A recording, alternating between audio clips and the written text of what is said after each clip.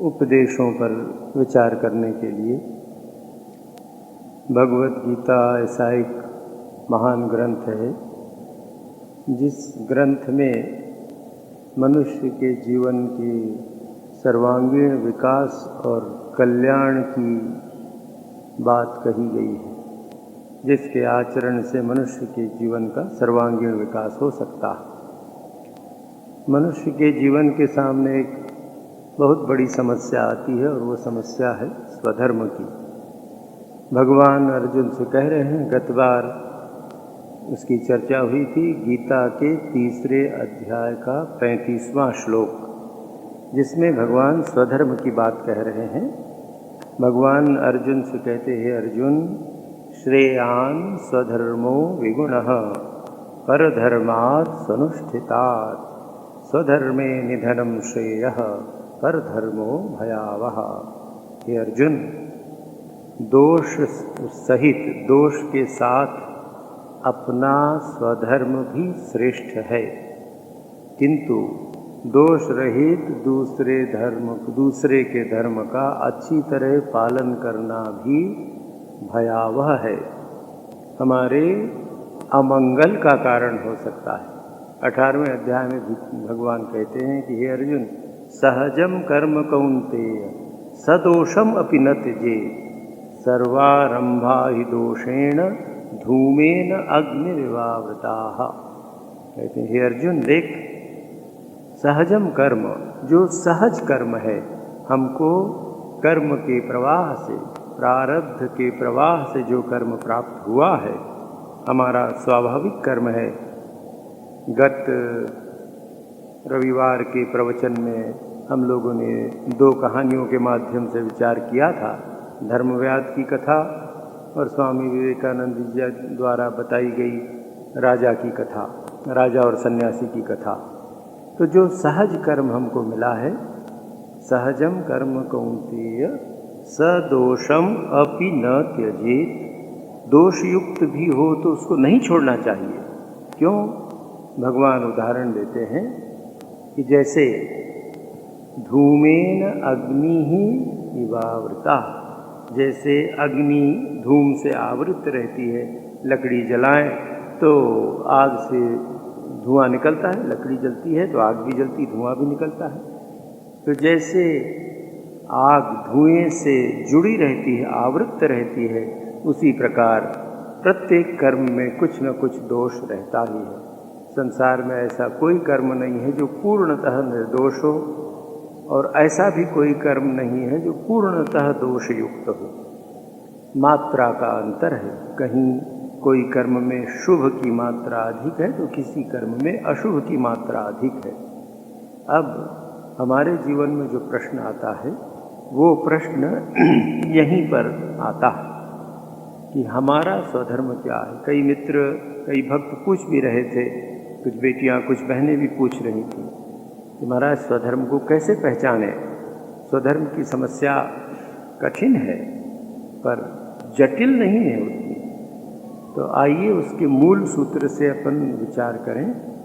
गत चर्चा में आपके सामने ये बात रही गई थी कि स्वधर्म की मुख्य पहचान क्या है, स्वधर्मी क्यों, किसी भी धर्म की स्वधर्म की विशेषकर मुख्य पहचान ये है कि हमारा जो भी कर्म हमें ईश्वर की ओर ले जाता है, संसार से परमार्थ की ओर ले जाता है, वो स्वधर्म है। और कोई भी कर्म चाहे कितना तथाकथित सुंदर हो, बड़ा हो, यदि हमें वो ईश्वर से विमुख करता है, परमार्थ से संसार की ओर ले जाता है, तो वो अधर्म है, स्वधर्म नहीं। स्वधर्म भी नहीं है, धर्म भी नहीं है। तो हमेशा अपने मन के सामने ये मापदंड हमेशा रखना पड़ेगा कि जीवन में स्वधर्म का निर्णय करते समय हमें इस बात पर सावधानी पूर्वक ध्यान देना होगा कि इस कर्म के द्वारा जो मेरा कर्तव्य है या स्वधर्म है, इसके पालन से मैं आध्यात्मिक जीवन की ओर बढ़ रहा हूँ या संसार की ओर मेरा मन जा रहा है। यदि परमार्थ विरोधी हो तो वो धर्म हमारे विनाश का कारण होगा। ये मापदंड हमेशा अपने सामने रखना है। अब इसको रखकर हमें अपने जीवन पर विचार करना है। भगवान श्री रामकृष्ण देव और उनके लीला पार्षदों की कुछ घटनाएं आपके सामने रखूं, उससे बड़ा स्पष्ट हो जाएगा। श्री रामकृष्ण देव दक्षिणेश्वर के मंदिर में रहते थे, आप सभी जानते हैं।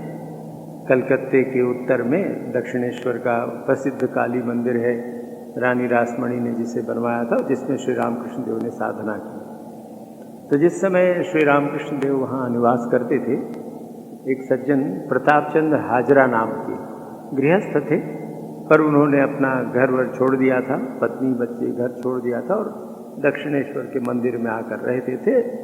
थोड़ा भजन करते थे, जप करते थे, पर कोई बहुत बड़े साधक नहीं थे। वहाँ स्वास्थ्य वो दूसरा पक्ष है। उनके एक भाई थे। एक बार क्या हुआ, उनके भाई भी सोचे कि चलो दक्षिणेश्वर के मंदिर में साधु भक्तों के लिए रहने की व्यवस्था थी और माँ का प्रसाद मिला करता था, तो अन्न की व्यवस्था थी, रहने की व्यवस्था थी, दक्षिणादि में कभी वस्त्र भी मिल जाता था, तो लोग आके रह जाते थे ऐसे कुछ।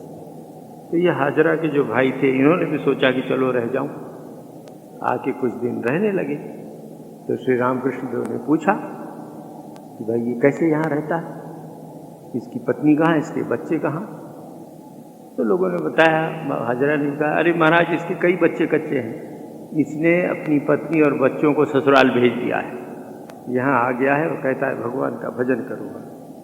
श्री रामकृष्ण देव ने उसको बुलाया और बहुत डांटा, बहुत भर्त्सना की कि तुझे लज्जा नहीं आती है, अपनी पत्नी और बच्चों को ससुराल में भेज दिया और यहाँ तथाकथित भजन करने के लिए आया है।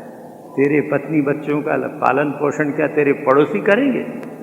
उन्होंने कहा यहाँ से जा, कोई नौकरी कोई काम धंधा खोज, अपने पत्नी और बच्चों का लालन पालन कर।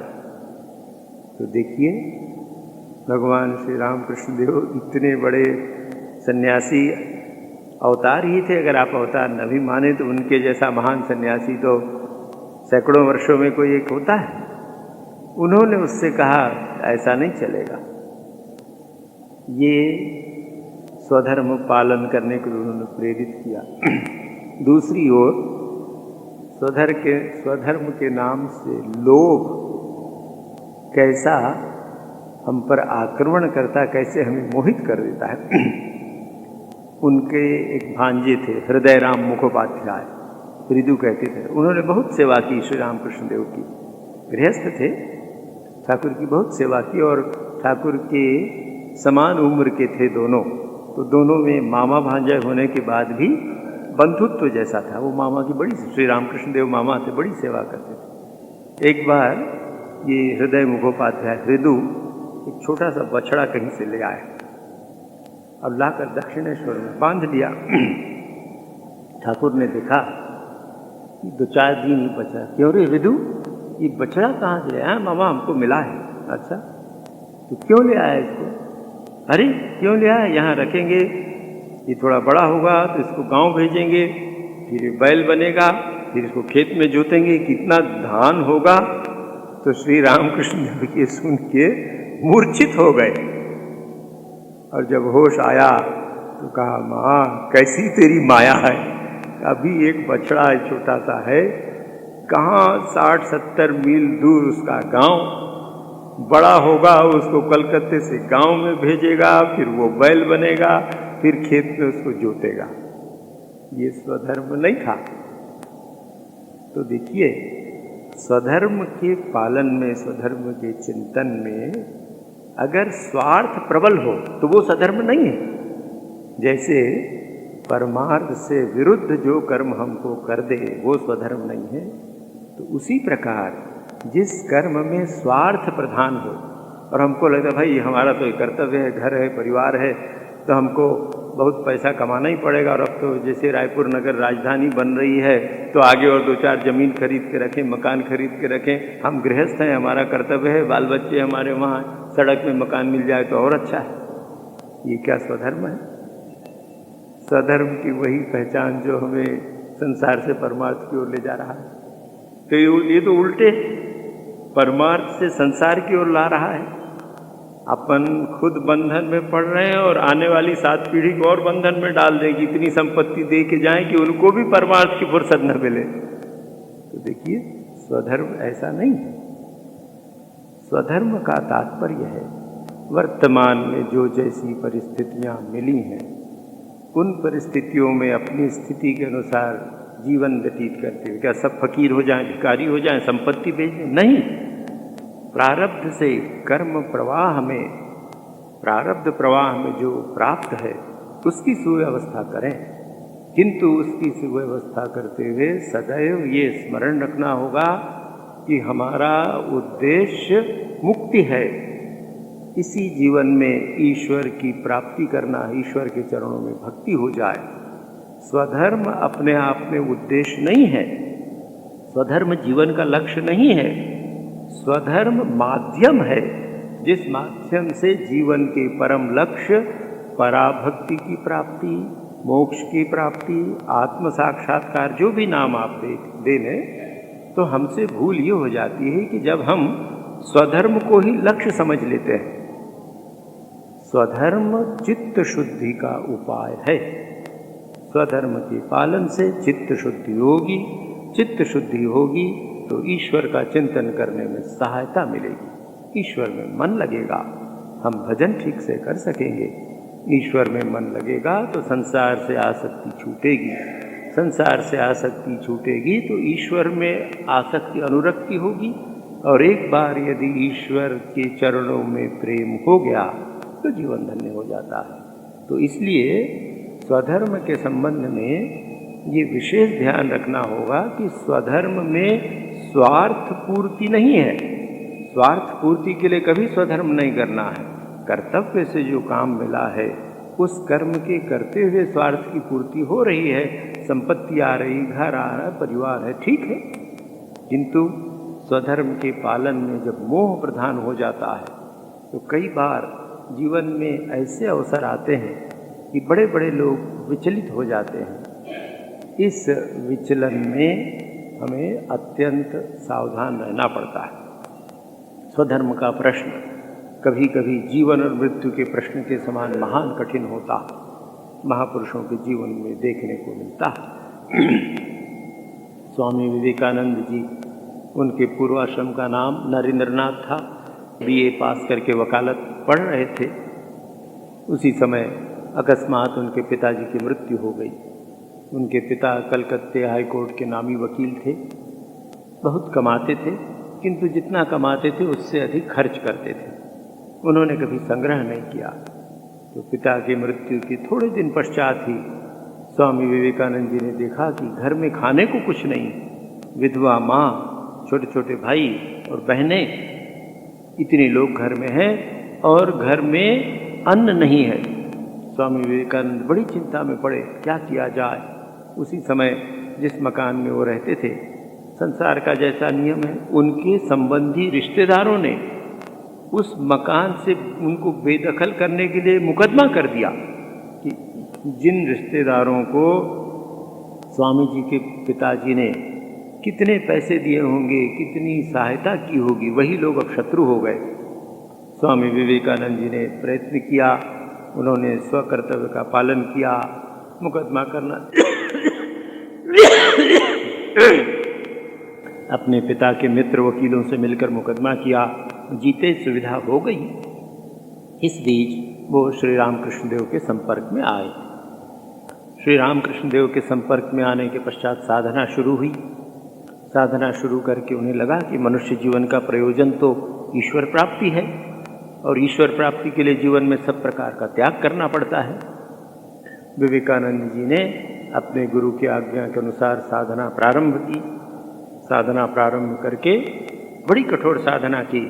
अपने गुरुदेव के रहते ही, भगवान श्री रामकृष्ण देव के देह में रहते ही, उनके लीला संवरण के पहले ही विवेकानंद जी को निर्विकल्प समाधि की प्राप्ति हो गई, जो आध्यात्मिक जीवन की सर्वोच्च अवस्था है।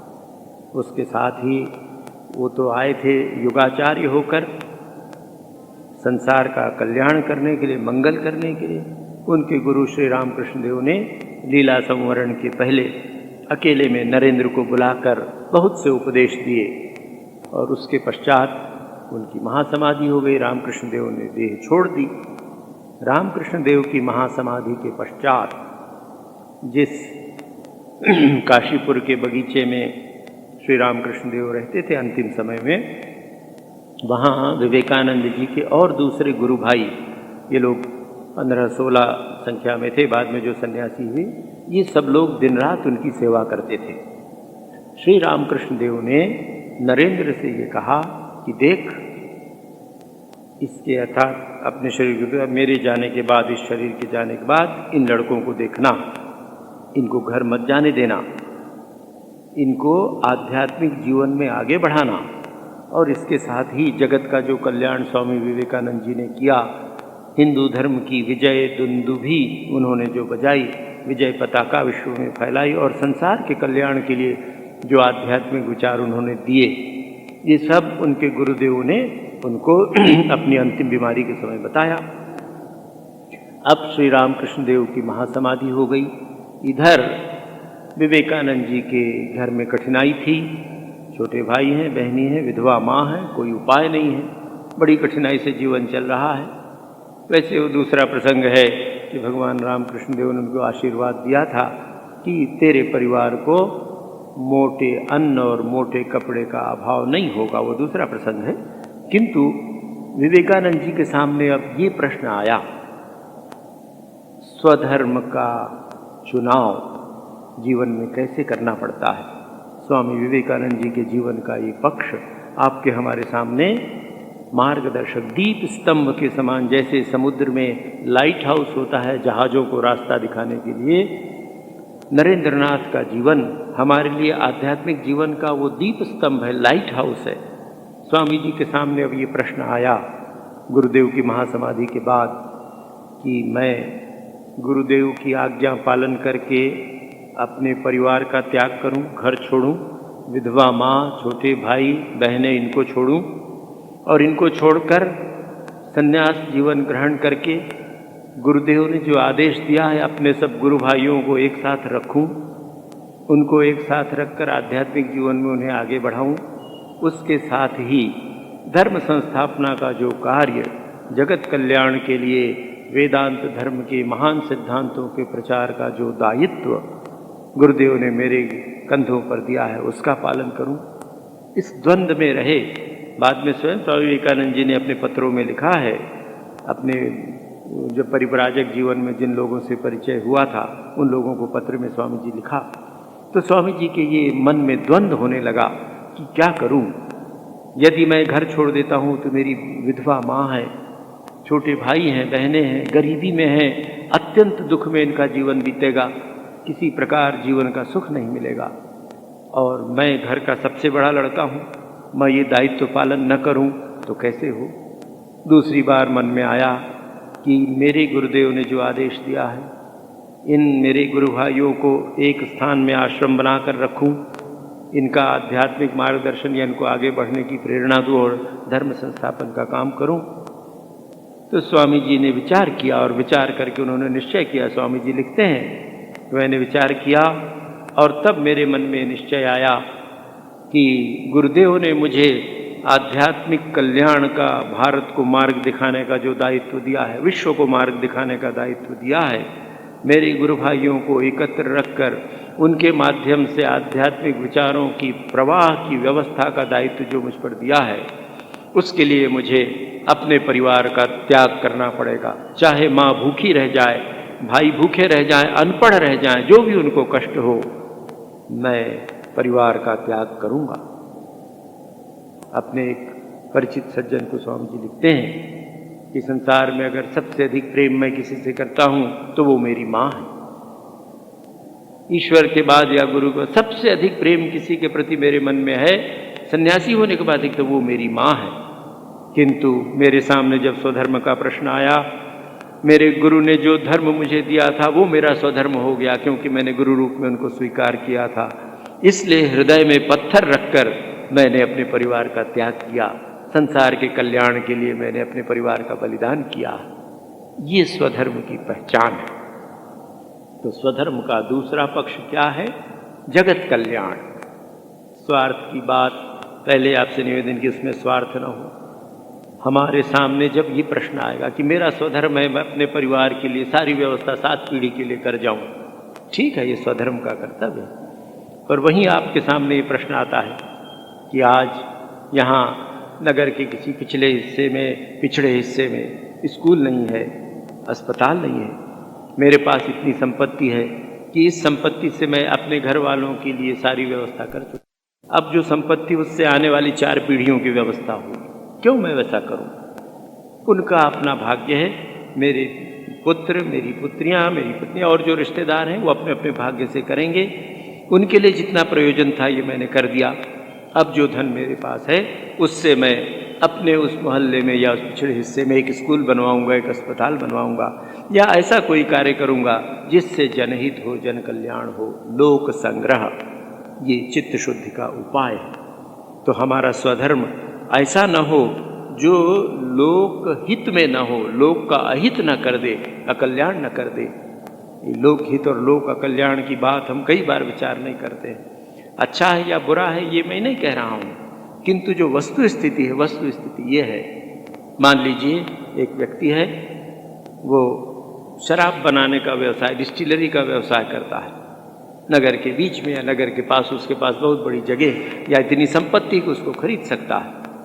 यहाँ आश्रम है, यहाँ स्कूल है, यहाँ विद्यालय हैं, बच्चियों के विद्यालय हैं, इसके आसपास में एक बहुत बड़ी जगह संपत्ति धन बल और बाहुबल से खरीद कर उसने एक शराब बनाने का कारखाना बना दिया। तो कह सकता है कि तो मेरा स्वधर्म है, क्योंकि मेरे पिता, उनके पिता शराब का व्यवसाय करते थे। आपने बताया कि वो धर्मव्याध मांस बिक्री करते थे, तो हम शराब का व्यवसाय करते हैं, इसलिए शराब का व्यवसाय करते हैं तो शराब बनानी पड़ेगी। मद्य बनाने के लिए कारखाना, हमको यहाँ जमीन मिली, यहाँ सुविधा है, कितने लोगों का अहित हुआ। इस स्वधर्म के पालन से व्यक्ति का आध्यात्मिक कल्याण कभी नहीं हो सकता। मूल ये बात ध्यान में रखनी होगी, हमारे स्वधर्म के पालन से हमारा आध्यात्मिक कल्याण होना चाहिए। केवल भौतिक उन्नति हुई वो बंधन का कारण होगा, केवल भौतिक उन्नति का परिणाम रावण ही होगा, कंस ही होगा, दुर्योधन ही होगा। तो दुर्योधन यही स्वधर्म की बात कहता है। दुर्योधन के विषय में आगे भी आपके साथ कभी ये बात कही गई थी। दुर्योधन को पूछा कि भाई तुम ऐसा क्यों करते हो?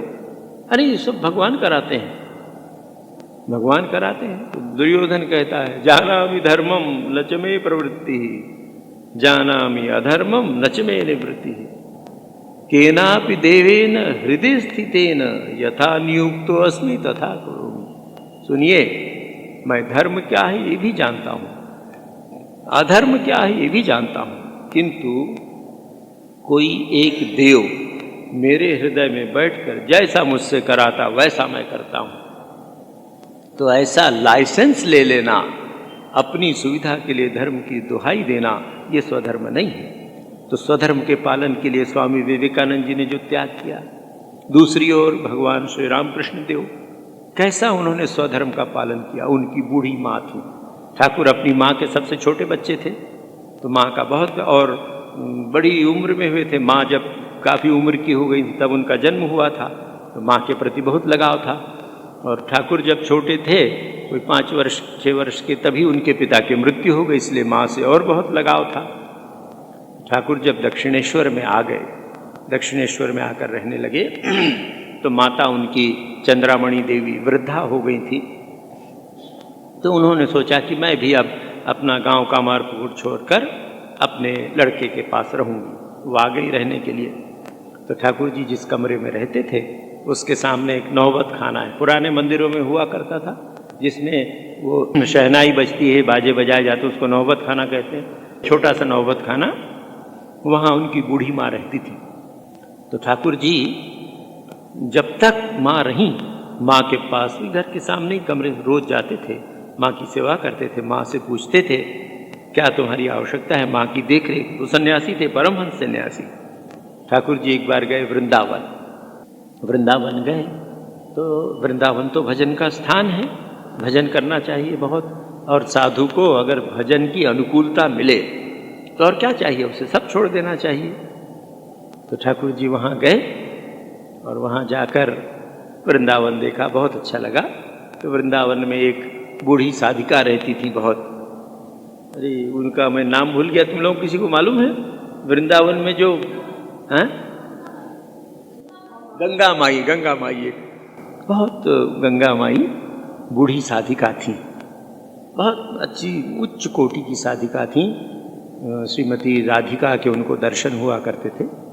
उन्होंने जब श्री रामकृष्ण को देखा तो उनका, अरे ये तो साक्षात राधिका के अवतार हैं। और श्री रामकृष्ण देव को भी गंगा माई बहुत अच्छी लगी। तो गंगा माई ने कहा कि बस बहुत बूढ़ी थी, अब तुम यहीं मेरे साथ रहो इस कुटिया में, मैं तुम्हारी सेवा करूंगी, तुम भजन करना। और वो बड़ी उच्च कोटि की साधिका थी। ठाकुर को भी बहुत अच्छा लगा कि हाँ ये तो ठीक है, अब मैं भजन करूंगा। अब मथुरानाथ विश्वास जो ठाकुर के रसदार थे और हृदय राम उनके भांजे, ये क्या हुआ, मामा यहीं रहेंगे, मेरी नानी वहाँ है बूढ़ी और मामा यहाँ आ जाएंगे, कैसे होगा, बड़े घबराए। तो नहीं तुमने, तो गंगा माई हाथ पकड़ के खींचने लगी, यहीं रहेगा, एक तरफ हृदय खींचने लगा कि नहीं मामा चलो। ठाकुर ने कहा नहीं मैं यहीं जाऊंगा, यहीं रहूंगा। तो हृदय राम ने कहा कि मामा यहाँ रहोगे, पर नानी का क्या होगा, तुम्हारी माँ का? तो ठाकुर को तुरंत लगा कि अरे मेरी बूढ़ी माँ है, कितनी दुखी होगी वो, कौन उसकी सेवा करेगा अगर मैं वृंदावन में अपना स्वार्थ, अपनी साधना के लिए रह जाऊं। तो तुरंत उन्होंने गंगा माई से कहा कि नहीं मैया, मेरी बूढ़ी माँ है, मैं जाऊंगा। तो देखिए अवतार कैसी लीला दिखाते हैं। श्री रामकृष्ण परमहंस लौट कर आए और बूढ़ी माँ की सेवा, जब तक जीवित रही बुढ़िया, जब तक जीवित थी वो सेवा करते रहे। दूसरी तरफ ये स्वधर्म पालन की कितनी उनके मन में इच्छा थी, लिप्सा थी। जब तोतापुरी महाराज उनके अंतिम गुरु कहिए, वेदांत में जिन्होंने उनको प्रशिक्षित किया, परमहंस परिव्राजकाचार्य, बहुत महान सन्यासी थे, तोतापुरी महाराज आए। तोतापुरी महाराज आकर उन्होंने वेदांत की शिक्षा दी और वेदांत की शिक्षा देने के बाद कहा कि बेटा देख, वेदांत की साधना करने के लिए संन्यास लेना पड़ता है। अद्वैत वेदांत में प्रतिष्ठित होकर जो लोग साधना में जाना चाहते हैं उनको संन्यास लेना पड़ता है, तो संन्यास लेना पड़ेगा। ठाकुर ने अपने गुरु से, तोतापुरी जी से कहा कि देखिए मैं संन्यास लेने को तो तैयार हूँ, पर मेरी बूढ़ी माँ है, माँ की मैं सेवा करता हूँ। वो माँ अगर मुझे गिरवे कपड़े में देखेगी तो उसको बहुत दुख लगेगा, तो अगर आप मुझको गुप्त संन्यास दे सकें तो मैं तैयार हूँ। बताइए, श्री रामकृष्ण परमहंस जैसे महापुरुष, अवतार साक्षात, और दूसरी ओर तोतापुरी महाराज जैसे महान सन्यासी। तोतापुरी जी ने देखा उनकी निष्ठा कि हाँ बेटा मैं तुझे गुप्त संन्यास दूंगा, मेरी माँ को, बूढ़ी माँ को कष्ट न हो, विधवा है, मैं ही उसका लड़का हूँ और कोई नहीं। रामकृष्ण देव के बड़े भाई थे राम कुमार जी, उनकी मृत्यु पहले ही हो गई थी अकस्मात, और एक भाई उधर रहते थे गांव में, तो नहीं, मेरी माँ को दुख नहीं होना चाहिए। तो कितनी सावधानी से स्वधर्म का पालन किया। वेदांत की साधना के लिए संन्यास लेना आवश्यक था, स्वधर्म था, संन्यास ले लिया, पर माँ को कष्ट न हो इसलिए गुप्त संन्यास रखा। ये सब दीप स्तंभ हैं। जब आपके हमारे जीवन में स्वधर्म के पालन का प्रश्न आए तो ये सावधानी रखनी होगी कि हमारे स्वधर्म में कहीं हमारा अहंकार तो नहीं है, हमारा स्वार्थ तो नहीं है। इस स्वार्थ की प्रेरणा से स्वधर्म का कवच पहनकर, स्वधर्म के छद्म वेश में हम अपने अहंकार की, अपनी इच्छाओं की, वासनाओं की पूर्ति तो नहीं कर रहे हैं। स्वधर्म का पालन निर्वासना होने के लिए है, वासना तृप्ति के लिए नहीं है। पर बहुत बार स्वधर्म के छद्म वेश में जब हम वासना तृप्त करने लगते हैं तो क्या उससे हमारा आध्यात्मिक कल्याण होगा?